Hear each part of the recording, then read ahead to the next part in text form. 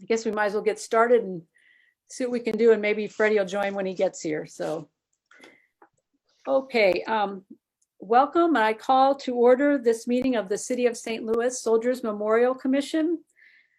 Today is Thursday, March 18th, 2021, and my name is Lynnea Maguson, and we'll proceed according to the agenda, starting with the roll call of Soldiers Memorial Commissioners. So in alphabetical order, Commissioner Corinne Berger. Here. Here. Commissioner Jeffrey Boyd. Here. Commissioner Freddie Dunlap. Here. Commissioner Maurice Falls. Here. Commissioner Jason Fletcher. Here. Right. Commissioner Tom Gilmore, not here. Commissioner Judith Hansis. Here. Yes. Commissioner Bruce Yampolsky. Maybe not, but he's usually here, so hopefully he'll come. And then myself, Lynnea Maguson, and we do not have a quorum today.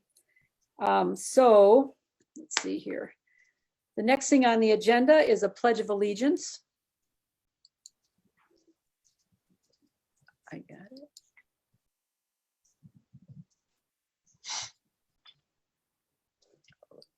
It's up here and pledge. Okay. And there we go. Okay. Corinne, would you lead us in the pledge? We hold on. You're muted here.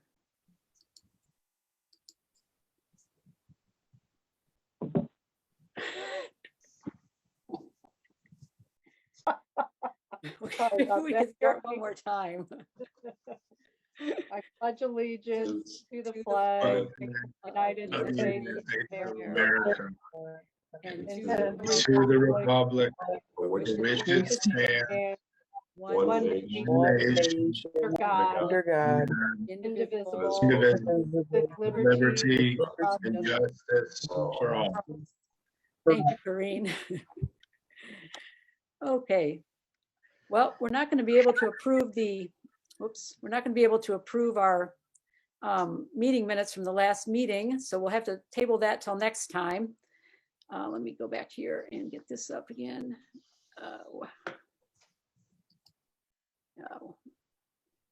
There and shoot, I got to go back. I did this wrong. I need to go back a slide. So, okay, here we go. Can you guys see the agenda okay? Mm-hmm. You sure? Yep. Yeah, it's okay. All Yep. right. Okay, so we can't do the approval of the January 21st, 2021 meeting minutes because we don't have a quorum. So we'll just move on to our report on Soldiers Memorial Military Museum collection, exhibits, programs, and operations. Introducing Director Mark Sundlov. Thanks, Lynnea.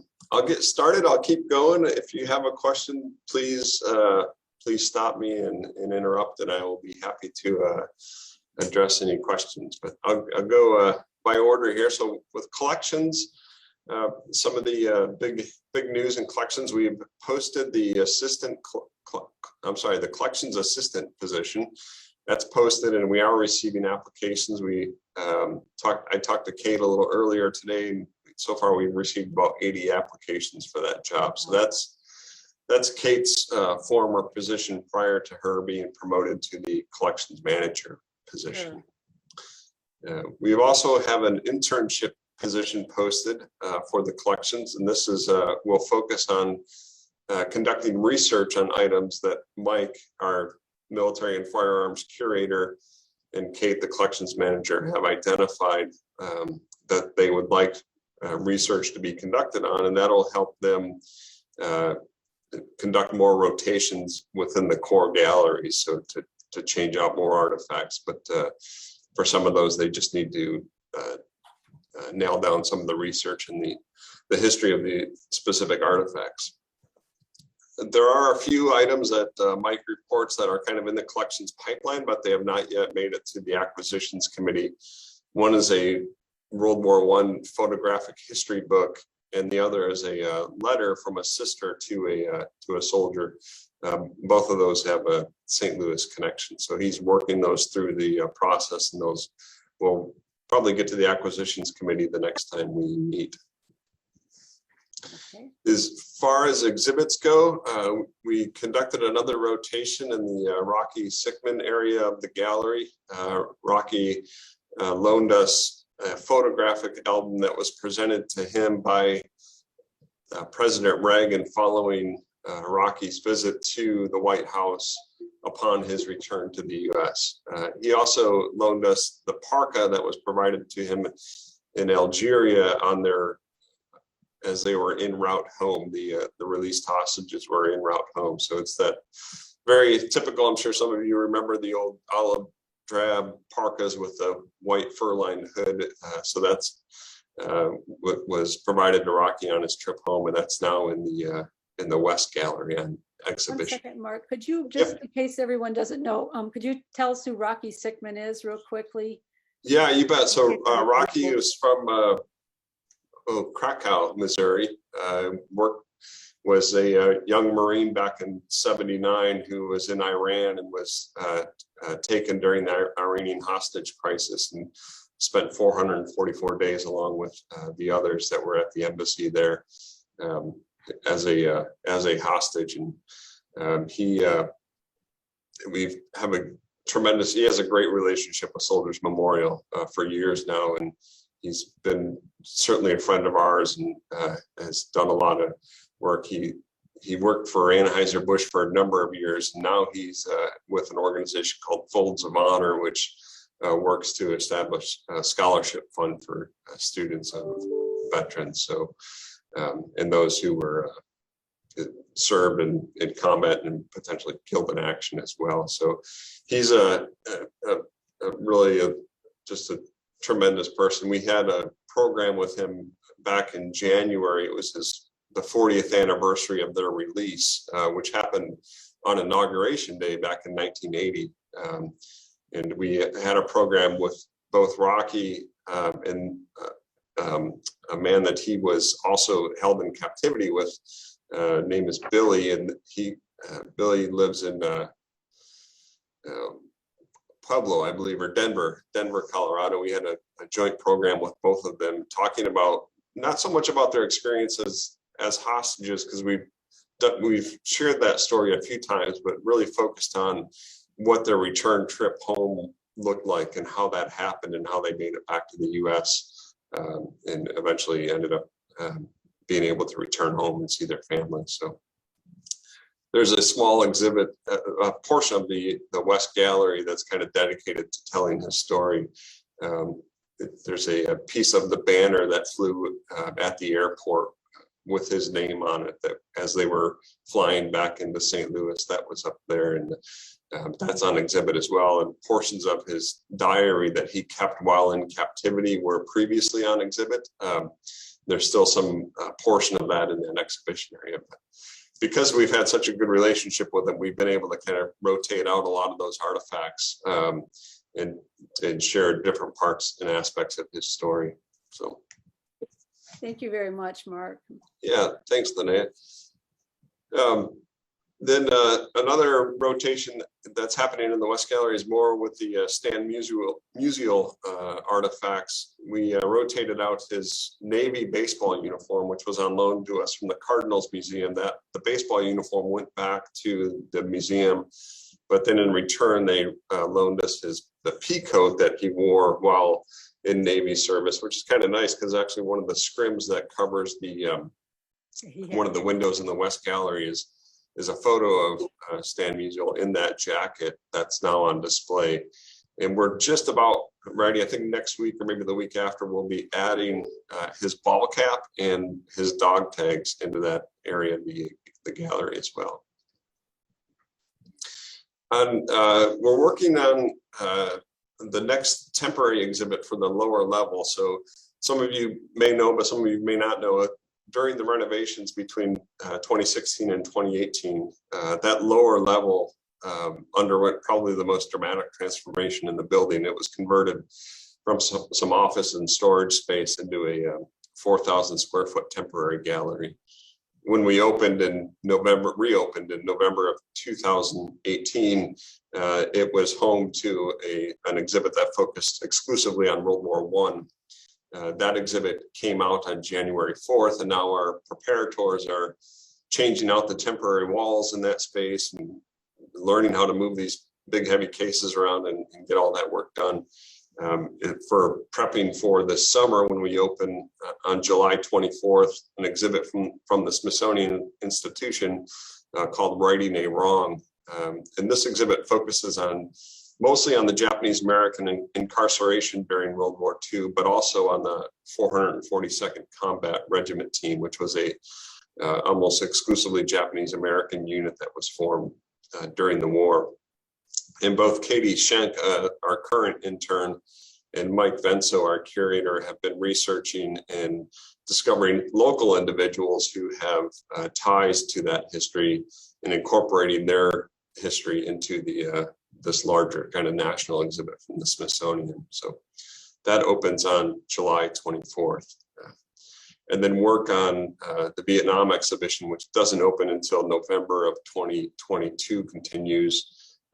They're still working on ideas and as far as big picture stuff, and some of the recently they've been working a little bit on some of the interactives as well. So taking feedback and giving some presentations to a number of different groups. So Sounds good. as far as programs and educational programming, Whitney Tucker, who some of you probably remember, she left Soldiers, I believe it was last Monday. Wow. So that position is open, and it's primarily responsible for developing educational programming for children for grades 6 through 12 to work with the schools. So we're looking for a kind of a museum educator to fill that role, and that job also is posted now, and we are in the process of receiving applications. So it'd be nice to get that position filled and get that team kind of reestablished, so we can continue that work. It's really important. I'll dive now into a number of kind of specific programs that have recently happened since we last met, and some of the upcoming programs. Some ongoing programs. Every Wednesday at 1 p.m. we've been hosting an outdoor tour of the memorial, which really focuses almost exclusively on both the architectural aspects of the building, but then also the memorial aspects of Soldiers Memorial as well. And I think that's it's a vitally important part of understanding what Soldiers Memorial is and its role in the community. But because it's outdoors, most of that, it doesn't get a lot of attention, and we don't focus a lot of energy into it, but we're doing that now with these outdoor tours that look exclusively at the memorial aspects and the architectural aspects, and kind of draw a deeper understanding with the public, especially tying in the court of honor and how that's connected to the building and those aspects. A number of programs back since we last met. Thursday, January 28th, we hosted Where the Birds Never Sing, and this was author Jack Sako talking about the liberation of Dachau and his father's service in the 92nd Signal Battalion. That was an excellent presentation. And then on February 10th, our curator Mike and Kate, the collections manager, because it was so close to Valentine's Day, they did a great job of looking through the collections and finding a number of letters and mementos that were shared back and forth between sweethearts who were, some were deployed and some back home here. And there's actually a nice bit of that in the collection, so we were able to share that. On February 23rd, we partnered with Yolanda Wood, who's the president of the St. Louis chapter of Tuskegee Airmen. And this is a nonprofit organization whose mission is to keep the legacy of African-American pilots air crew and the support staff in World War II alive. And the chapter works to support Tuskegee Airmen Youth, Aerospace and STEM Academy and scholarship opportunities. So it was a nice opportunity to get Yolanda on to talk about their work and what they're doing, and not only the history of the Tuskegee Airmen, but how that's kind of continued into what their legacy is now. And then just recently, I guess last week, Betty Gonzalez, who I'm sure many of you know, she's a Marine Corps veteran and past Department of Missouri Commander of the American Legion. We had her on during our lunch hour on March 10th to talk about women's contributions to the U.S. military since World War I, including several St. Louis sons. And she discussed a little bit about the fight for recognizing the sacrifices that those women have made. That program was titled Changing the Face of Courage. Upcoming programs, these are pretty interesting. Next week, March 25th, local author Thomas Karan, who has studied the imprisonment of women Confederate citizens during the Civil War, and recently published a book, Women Making War, Female Confederate Prisoners and Union Military Justice. So it's kind of this, this little niche story, but a really an important one, especially how the U.S. government began to look at women and understand that they were indeed, this has obviously been the case since the dawn of mankind, but that women were playing an important political role in this sense, as they were supporting the Confederacy, but the U.S. government had to deal with them in the realm of political agency, which is interesting. So he'll be on to talk about his book and the work that he's done. And then on April 14th, we're partnering with the St. Louis Art Museum. Melissa Wolf, who is the curator of American art, is going to be on to discuss Walker Hancock and his work. The 4 monumental statues here at Soldiers Memorial were conducted by Walker Hancock. So she'll be on talking more about him and his role as an artist, and also his role as a monuments-man during World War II. And then another Civil War topic on April 29th, No Refuge. This is Brendan Hamilton. He's a local Civil War enthusiast and independent researcher. He's discovered and researched the story of 3 underage boys who were recruited by the Union Army during the Civil War from the St. Louis House of Refuge, which was a home for orphaned and delinquent children operated by the city. So it's this real kind of interesting, again, another angle to the Civil War that most of us probably weren't aware of. Yeah. And then finally, for programs, Memorial Day, that's planned out. We're going to do much like we did last year, but we're going to add to it a little bit. Last year, if you'll recall, we did videos. We made videos that shared the history of individuals who are memorialized here, who had lost their lives in service. We're going to do that video series again, but we're going to add a little bit to it this year. We're going to put wreaths at each of the 5 memorials, and then we're going to make flowers available to guests throughout the entire day who want to come by and pick up a few flowers and then lay them at the memorials in the Court of Honor. And then we're going to place the flags back into the Court of Honor as we did back in 2019. So that should be a nice event. And then that coupled with the videos, but still living under this COVID reality that we're trying to avoid large congregations, large numbers of people coming all at the same time. So trying to space that out. Sure. Finally, operations. Go ahead. Sorry, I just wondered, has there been any word when when the History Museum will be changing its COVID policies or? Yep, I'll get into that right now. We did recently go up to 25% capacity limit, which was previously approved by the city. We operated for the first, I guess 6 or 8 months of COVID at 10%. We're now accepting up to 25% within the gallery. So that's one important A change. big change, yeah. Yep. And then our rentals resume on April 1st. Okay. We already really received a kind of, I think Molly was surprised, I was surprised at the number of requests that are coming in for building rentals. The vast majority, I think almost all of them have come from military units who are looking to once again use the facility for promotions, retirements, Sure. change of command ceremonies, and things of that nature. Good The to hear. NGA will be here for the first one. That's on April 1st. That'll be a nice retirement ceremony. So I think we were really pleasantly surprised and pleased that, that there's always that nervous kind of apprehension that we had lost those connections, but to see the phone calls come in and the requests for the building is reassuring. That's good to see.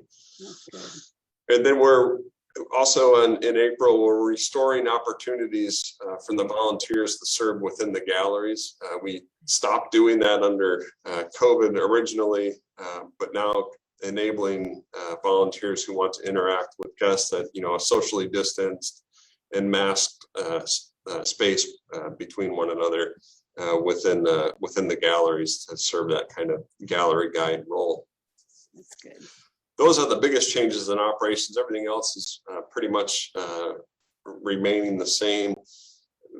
We're going to go back to the city soon with a kind of a new plan for or a new proposal for how to do some very limited and small scale programs in the buildings. So that'll be kind of the next step, and we'll probably start to see, we hope anyway, we start to see that happening sometime in July or August, where we can do some limited programs on site. So Okay. Thank you so much for telling us, Mark. Those are actually big changes. I mean, 10 to 25% seems a little bit, maybe like not so much, but it is after what we've been through this past year. That's a big change. That's good to hear. And resuming programming, or not programming, but the events, that's a really big change too. yeah, it's exciting. Lynnea, it's just, I love when the military units come on site and do those ceremonies. It's such a meaningful thing that that the memorial is here for those units to use in that way. It's really great, and so really just relieved and thankful that they're coming back and didn't forget about us. Yeah. So that's all I have. I'd love to field any questions or concerns or comments. Mark, it's Judith. Hi, Maybe Judith. I didn't hear everything you said, but has the Legion approached you about the June flag retirement ceremony? They have not. I haven't spoken with the. I think 422 has typically done that. I've not heard from them. Go ahead. Isn't that your post? Yeah. Yep. Maybe ask them. Yeah. That's all outside anyway. Yeah, we are doing at least an online flag etiquette and flag folding instruction, and then we did put out the announcement that we're taking flags again. And as Good. We have a bunch.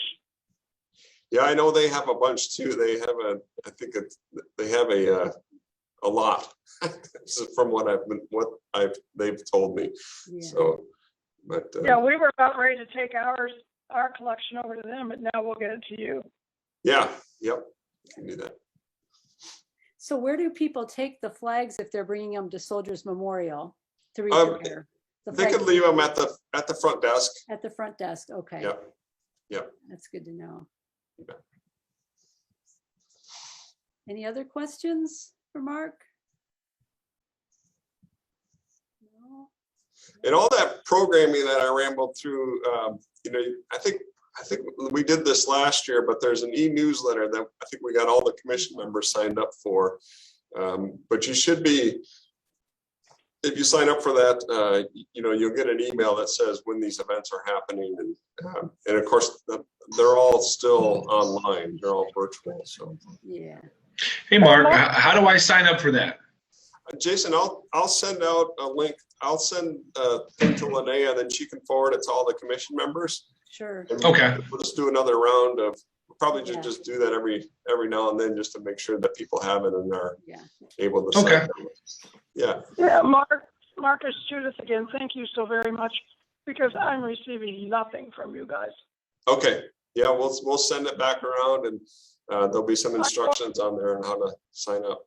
I haven't heard from you either, Judith. I've been wondering if Post 4 has been meeting for lunch on Fridays, or is that suspended? We're starting again in April. Okay. That's good. Any I'll other be questions? sure that you get the newest newsletter. Okay. Thank you. Any other questions for Mark?